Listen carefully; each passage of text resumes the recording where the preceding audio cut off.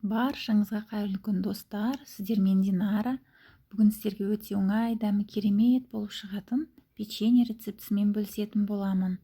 Видеоны соңына дейін қараңыздар. Бізге қажетті ингредиенттер: 1 жұмыртқа, 80 грамм сахарная пудра, 5 грамм разрыхлитель, 200 грамм ұн, 50 грамм ерітілген май, 50 грамм растительный май.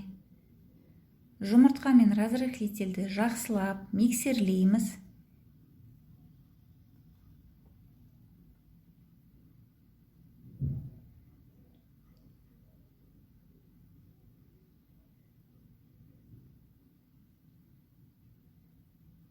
Сары майымызды құямыз және растительный май құямыз.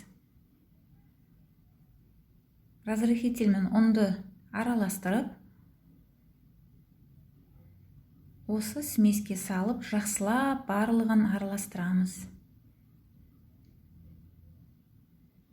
Міне осындай жұмсақ тесто бізде шығады.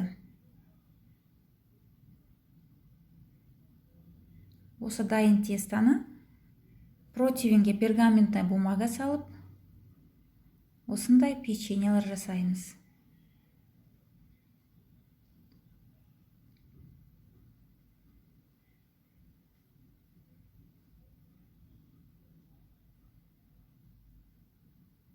Мінекей печенье дайын. Осы дайын печеньемен вилкамен үстінен узор салсаңыздар болады. Салмасаңыздар да болады, өз қалауларыңыз. Духовканы 180 градусқа қыздырып 10-15 минут пісірамыз.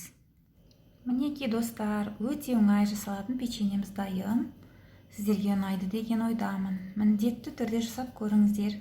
Егер видеоны соңына дейін қараған болсаңыздар, менің каналыма тіркеліп, лайк басуды ұмытпаңыздар.